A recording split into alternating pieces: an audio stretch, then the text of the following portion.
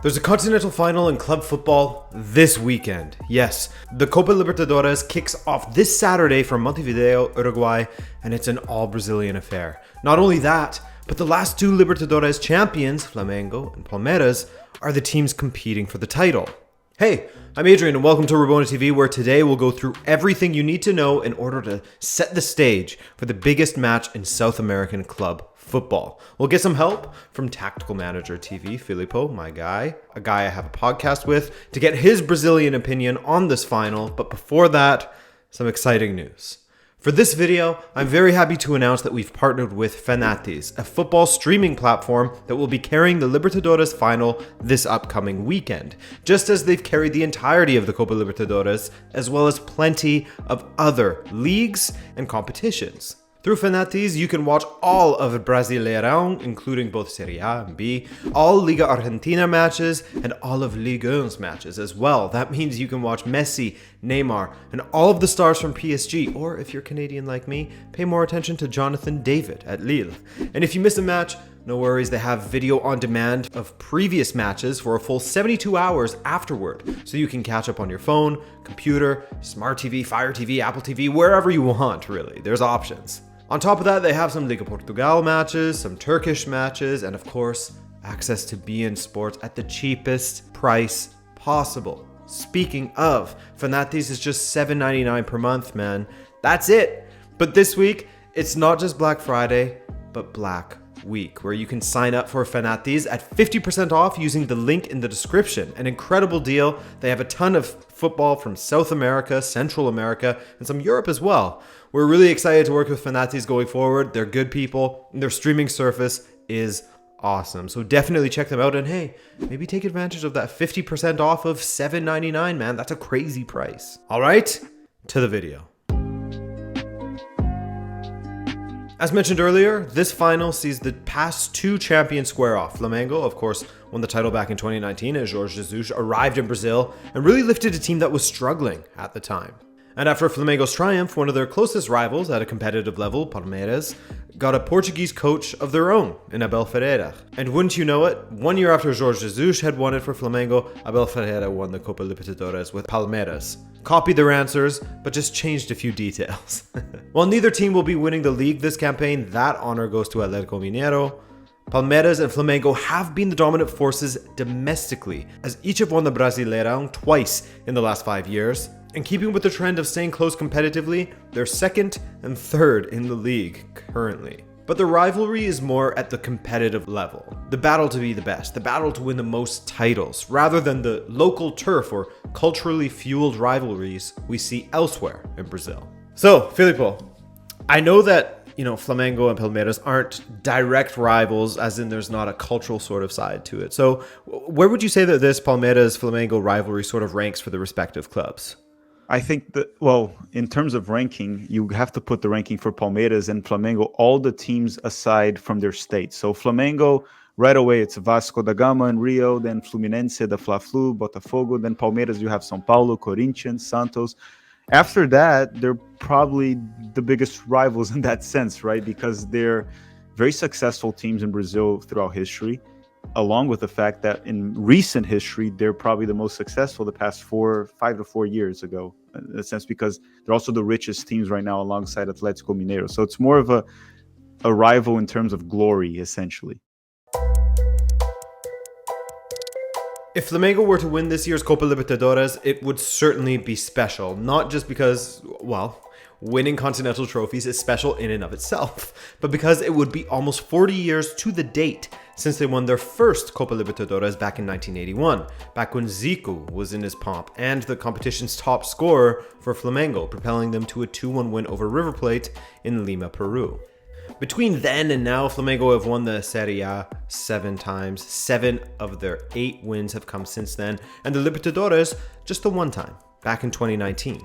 With Jorge Jesus, Flamengo won the Copa Libertadores, the Supercopa do Brasil, Recopa Sudamericana, Campeonato Carioca, and finished as runners-up at the Club World Cup. They won the Serie A once again in 2020. So how have they looked since the Portuguese manager departed? Let's look at the two teams here, because Flamengo won it 2 years ago with Jorge Jesus. So how does this Flamengo side differ from that of the team under Jorge Jesus previously? Because as I understand it, they went through another coach, then Rogério Ceni was there. Now it's Renato Gaucho. He had a great start. So how do you see this Flamengo team? What's their sort of style of play now? It seemed, well, the style of play is the same as Jorge Jesus when he was there. It's still very fluid. It's more play to win, score. It's not very defensive at all. The talent up top is amazing in Flamengo with Everton Ribeiro, Bruno Henrique, Gabriel Barbosa, that played in Benfica, by the way, but wasn't successful. For a minute. It didn't change much, but it seems like under Jorge Jesus, when Flamengo got it going, they were much more consistent, and he knew how to keep the success going. Renato Gaucho, so far in his short period in Flamengo, has been there for a couple months. You already see some of the ups and downs because Renato Gaucho is known for that, right? He's known for building streaky teams. It's questionable, his tactics at time, but he's very fluid, very offensive, but he's not as consistent. You go back in the 2000s when he managed Fluminense and he got them to the Libertadores final. He managed in the same season to get them to the Libertadores final and almost get relegated in the league when he lost the final. So it's a roller coaster ride with Renato. With Jorge Jesus, he stayed longer and it seemed more consistent. And he got Flamengo under a deep crisis when he arrived, Jorge Jesus. Would you say that under Gaucho that it's the defending sort of goes by the wayside and it's just all attack, or? Well, there's definitely defensive solidity in this team. It's just good everywhere. Why you look at their defense, David Luiz is there right now with Rodrigo Caio, that at one point was in the national team. The goalkeeper is Diego Alves, I believe he played for Valencia for years. Yep. Mauricio Isla from the Chile Golden Generation is the right back. The left back is Felipe Luis that played for Atletico, Chelsea. It's a very solid team in the back. It's just that their goal is not really to defend. It's play to attack and to score. Unlike Palmeiras, which we're going to get into very soon. Yeah, we will. But just before we do that, is there any player, everyone's always looking towards the Copa Libertadores as sort of like, well, at least people on the European side of things, as sort of like a shopping window for like the next talent coming out of South America. Is there anyone that you look at in this Flamengo side that you think they have a genuine shot to be a superstar in 2-3 years' time? No, there's no young guy that I would say that, because most of the team is veterans, right? I just mentioned a few names to you and you know them. They're all coming back to Brazil to retire, essentially. And then you look at Everton Ribeiro, which in my opinion he might not be in the best form, but he's their best player in my opinion. He is like 30-something. Bruno Henrique, that stood out now in Flamengo, he's 30. Gabriel Barbosa, Gabigol, I think he's good in the Brazilian league level, won't be good abroad. Arrascaeta, the midfielder for Uruguay, could be, even though he's not too young. I think he's 26 or 27, but he's very injury prone. So one player that I think many European viewers are going to be aware of is Andres Pereira, that used to play for Manchester United. He starts in their midfield, and he's replacing Gerson, that went to Olympique Marseille. Andres Pereira, man, that just screams like banter when you think of him, at least at Manchester United. I know he had some good times when he went to Valencia, I believe it was, in La Liga. So where Flamengo have a more fluid, attack-minded approach to football, they kind of meet their opposites when it comes to Palmeiras. Once they get the lead in a match, good luck breaking them down. Like we said earlier in the video, they won last season as they went on a fantastic, somewhat unexpected run to the final, where they beat Santos to win it. Now, they are faced with the opportunity to become the bicampeão, or the two-time champions, as they will look to defend their title against Flamengo now. Now, they've been under Abel Ferreira for the last 2 years now, is it? Going on 2 years or so? Well, not 2 years. Not quite. Well, almost. Almost. So, a fiery Portuguese to say the least. He led them to the Cup double in 2020. But how do Palmeiras look under him? How do they sort of play? What's their approach under him? So it's an interesting question, right? Because the results speak for themselves, right? He's been there for roughly 1.5 seasons because he took over mid-season when Vanderlei Luxemburgo was fired. And that's a very prestigious coach in Brazil. He was fired. Yeah. Abel Ferreira came in, and I think he was also signed after Flamengo had the success with Portuguese manager Jorge Jesus. Palmeiras was like, I'm going to get myself a Portuguese as well. And they brought in Abel Ferreira, and first season wins the Brazilian Cup and wins the Copa Libertadores that Palmeiras hadn't won since 1999. So it was pretty big. Did Palmeiras deserve that Libertadores win? No, absolutely not. We should have gotten knocked out by River Plate, which Fede, I'm gonna banter him again, poor guy. River Plate should have won that game, and the VAR helped Palmeiras. Palmeiras advanced to the final and defeated Santos, which is an actual local rival. With Palmeiras and Abel Ferreira is a team that plays not to lose. That's all they do. We play not to lose, at least in the cup level, right? And that has worked. So we usually don't score too much. We just try not to lose. And that's what happened against Atletico Mineiro. We played against Atletico Mineiro in the semifinals, and we played both games not to lose. And Adrian, I'll tell you something. We got very lucky. We had the luck of Gabriel Veron, one of the hot prospects coming out of South America, coming off the bench, stealing a ball and getting the game time goal in the second half to get Palmeiras to the final against Flamengo. Man, when you say play not to lose, make it to the final, that just screams Fernando Santos masterclass. But Portuguese. Yeah, exactly. Anyway, so you just mentioned him, Gabriel Veron. Is he someone that you would look to as, going to make the jump over to Europe eventually? So unlike Flamengo, Palmeiras does have veterans as well that many people be familiar with, like Felipe Melo is there. Many might remember him from Juventus and Galatasaray, I believe he played there. Luis Adriano, that played for AC Milan, is in Palmeiras. Gustavo Gomes, that's the captain of the Paraguayan national team. But Palmeiras does have some young players that could become something interesting. And most recently, we had Gabriel Jesus going to Manchester City. But Gabriel Veron was the best player of the U17 World Cup. He's a winger. He's off the bench for Palmeiras because Palmeiras has good wingers. But he's a player to watch out. He's 18. I believe he's turning 19 now. A couple other young guys to watch out in Palmeiras as well is the CDMs, pretty much, the sixes, Danilo, Patrick de Paula. These are all players to watch out. Palmeiras does have young guys in this team that I think one could go abroad and be a big name eventually.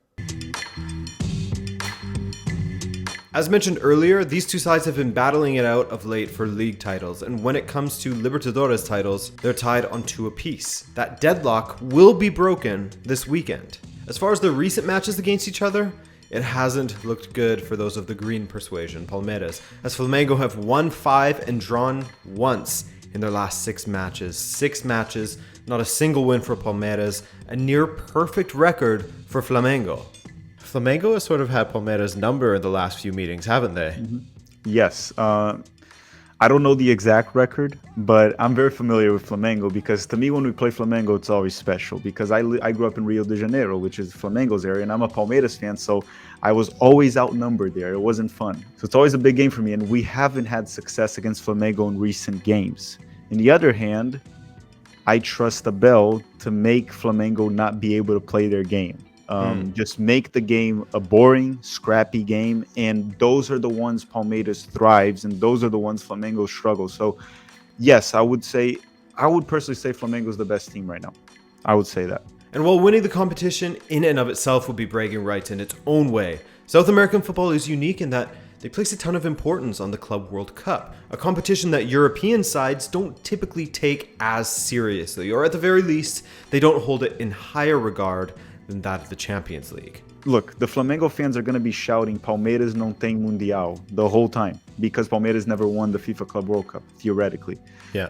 That is a big deal in the Palmeiras fan base, and it's a big bantering from the Flamengo fan base. And Flamengo lost the last one to Liverpool, and they really want to win one because they never won one without Zico, and it's a pretty big deal for them as well. In Brazil, the FIFA Club World Cup is a big deal. Because I was just going to say, in Europe, it's sort of an afterthought. Like, it's sort of seen as like I don't want to call it a friendly tournament because that's a little bit, insulting to the teams here. But the Champions League is worth more. Exactly. That's exactly it. There's more prestige to it. But in South America, if I'm following what you're saying, it's much more of a deal. Like, it's one thing to win Copa Libertadores. That's obviously great. But to then go ahead and get that shot, I guess the feeling is if you're that team that sort of breaks the European monopoly of winning the Club World Cup, there's far more glory in that. That's what they want in South America, essentially. It's to beat the big European champion. In this case, it will be Chelsea, I believe. But that is the big thought there. And honestly, the Libertadores is probably tougher to win than the FIFA Club World Cup. I wouldn't say the Champions League, but the FIFA Club World Cup, because European clubs,